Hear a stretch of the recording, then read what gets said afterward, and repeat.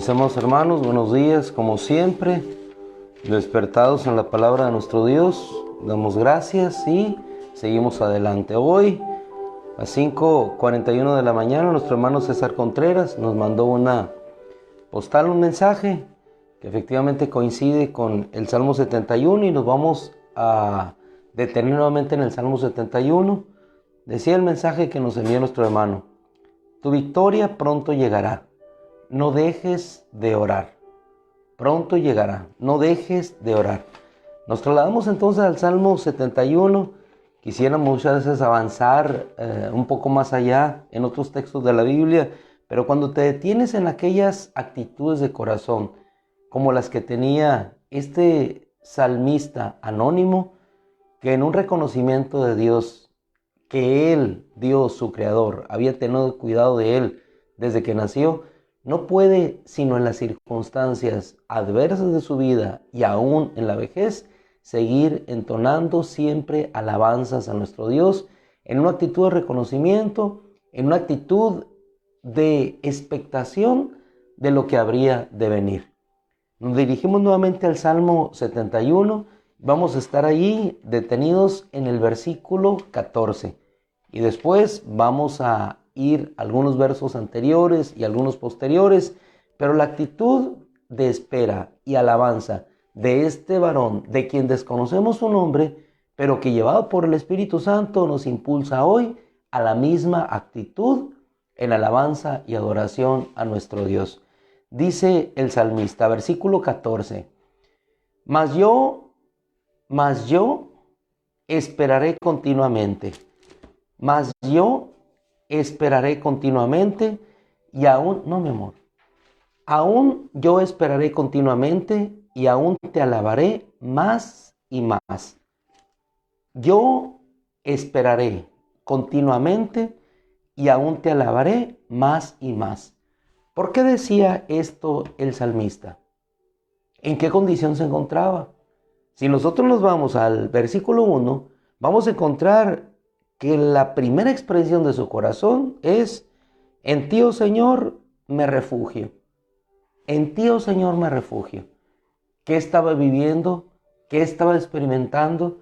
Probablemente alguna situación parecida a la tuya o a la mía, en donde no encontramos más solución, sino solamente en aquel que es nuestra salvación. Señor, en ti me refugio. Y después la segunda expresión, en el versículo 1, es: jamás sea yo avergonzado.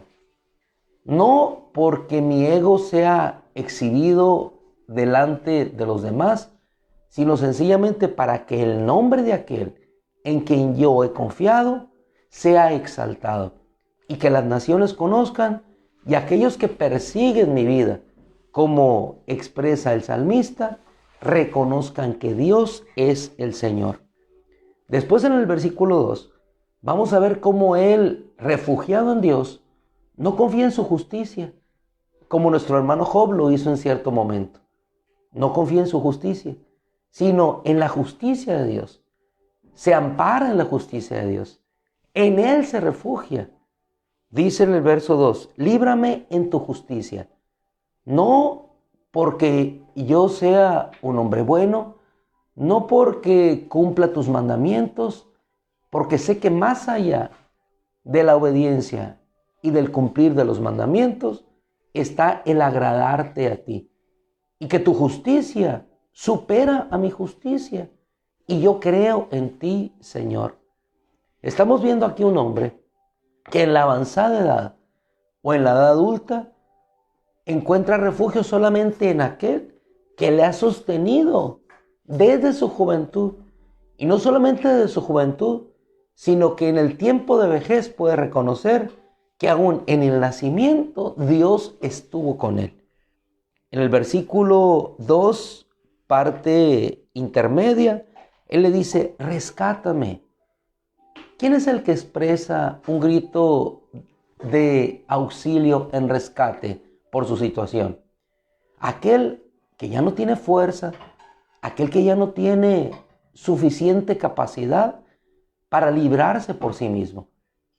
Si en este día o en los anteriores nosotros hemos vivido una situación semejante, como lo están viviendo algunos de nuestros hermanos, que ante la imposibilidad de la ciencia o de la imposibilidad ya financiera no se puede hacer nada, el único refugio se constituye en aquel que puede hacer posible todas las cosas.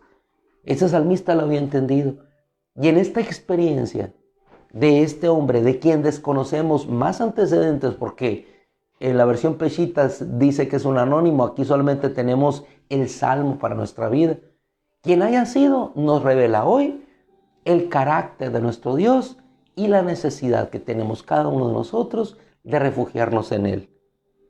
Inclina a mí tu oído y sálvame. En el versículo 3, que es el que leíamos el día de ayer también, dice: sé para mí una roca de refugio a la cual pueda ir continuamente. En la versión Peshita dice: a la que yo pueda entrar siempre, a la cual yo pueda entrar siempre, continuamente. Y continuamente venimos nosotros a encontrar refugio y fortaleza en aquel que solamente puede hacer posible nuestra salvación. En el versículo 4, parte final, después del reconocimiento de que Él es la roca, el único en quien nos podemos tomar la salvación en toda circunstancia de nuestra vida, Él nos da una luz de la circunstancia que estaba atravesando y por qué se sentía de esa manera. Dios mío, dice, rescátame de la mano del impío, es decir, de aquellos que perseguían su vida. Y nosotros en estos tiempos también rogamos y clamamos que Él nos rescate de la mano del impío. ¿Por qué? ¿Por qué razón? Porque quizás el impío no te persigue personalmente, pero nos persigue a través de las leyes que hacen que nuestra vida, buscando la piedad, sea en ocasiones difícil y complicada. ¿Cuál es nuestro refugio? No tenemos poder nosotros, como no lo tenían los primeros hermanos de la era cristiana, para estar en los palacios del César o en los senados de la Roma antigua. Ni nosotros no tenemos el poder tampoco para estar en esos congresos donde se podrían definir las leyes. Mas, sin embargo, sí tenemos un refugio en aquel que establece las autoridades, porque toda autoridad es establecida por Él. Y cuando un justo ora, cuando un justo clama, entonces Dios hace justicia. Cuando el pueblo de Israel clamó, entonces Dios hizo justicia. Y ninguno podía llegar o accesar al palacio de Faraón en el tiempo de José. Él llegó, José, por la mano de Dios y auxilió a su pueblo. Antes, si bien es cierto, fue el Señor quien colocó a José en esa posición. Pero cuando José se fue y se levantó otro faraón que no conocía, dice la escritura, a José, la situación se volvió complicada y difícil para el pueblo de Israel. Pero cuando ellos clamaron e hicieron de Dios su refugio y su salvación, ese Dios todopoderoso prevaleció, porque Él es el que pone autoridades. Quita reyes, pone reyes, y Él establece sus designios sobre todos los hijos de los hombres. Rescátame, versículo 4, de la mano del impío, de la mano del malhechor y del implacable. Es decir, del que no tiene misericordia, del que no se detiene, de los Atilas de aquella época, de los hombres que decían: donde pasa mi caballo o donde pisa mi pie, no vuelve a crecer el pasto. De esas adversidades, en esas dimensiones, Dios es capaz de rescatar. El versículo 5 da la razón. ¿Y en quién se refugia? Se refugia en la palabra de Dios y se refugia en Él. Y toda fuerza y todo sustento lo encierra en nuestro Señor. Porque tú eres mi esperanza. Así dice en el versículo 5. Porque tú eres mi esperanza. Y tú, Señor, mi confianza. ¿Desde cuándo? Desde mi juventud. Un hombre que había conocido a Dios desde su juventud. Un hombre que había aprendido a confiar en Dios.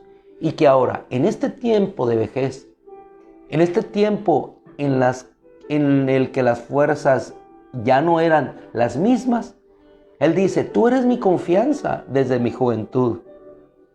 Tú has sido el apoyo desde mi nacimiento. Y en el versículo 6, que es el que tocábamos el día de ayer también, es lo que en este día ha impactado mi corazón. Espero también que impacte el tuyo. Le dice el salmista, para ti es continuamente mi alabanza. Para ti es continuamente mi alabanza. Y veamos la circunstancia en la cual se encuentra. Aún sin embargo, para Él, para Dios, es continuamente su alabanza. Y dice, en todo momento, es para ti continuamente mi alabanza. Versículo 6 en la versión Peshitta nos dice, siempre te he alabado. Continuamente o siempre te he alabado nos indica y nos refleja el carácter de un hombre, igualmente trasladado a cualquier alma, hombre o mujer, cualquier alma que ha conocido a Dios. En los momentos difíciles, en los momentos de dificultad, alabemos a Dios. Que nuestra alma exalte al Señor. Que nuestra lengua no se quede pegada, sino que alabemos a nuestro Dios.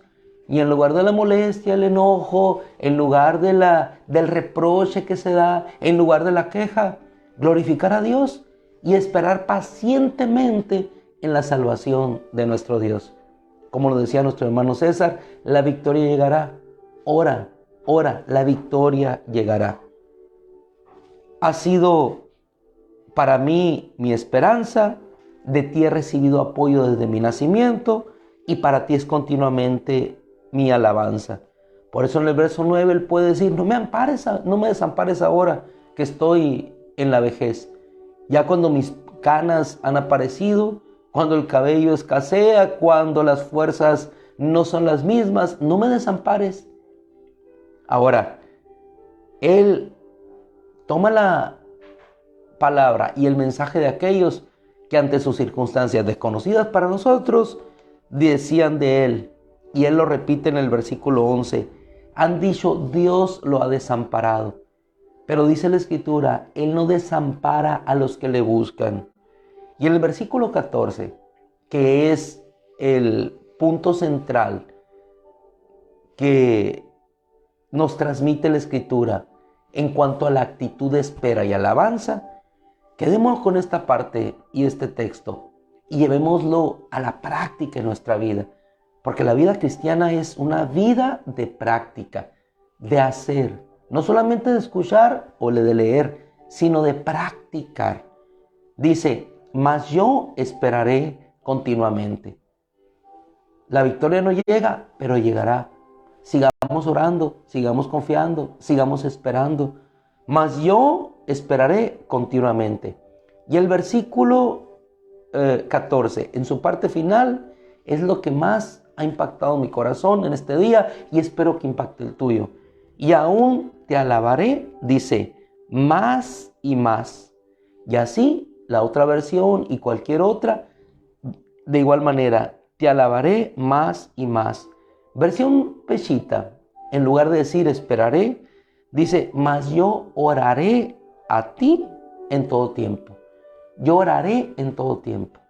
Aún en las circunstancias, aún en la adversidad, oraré en todo tiempo. Esperaré continuamente y aún te alabaré más y más. Quiere decir que cuando la presión arrecie, cuando las circunstancias se compliquen, tengamos siempre presente lo que el salmista, sí conocido por nosotros en el Salmo 91, sea Él nuestro abrigo y nuestra habitación, el Dios fuerte en quien confiamos. 71:14 de este Salmo, actitud en nuestro corazón. Señor, que nos ayude a esperar y alabarle a Él más y más. Mis amados hermanos, finalizamos. La victoria llegará. ¿Cuándo? Cuando tenga que llegar, cuando tenga que ser manifestada. Padre, en el nombre de Cristo, te damos gracias por tu bendición esta mañana. Nuestra boca te alaba, nuestra lengua te bendice nuestra alma te exalta.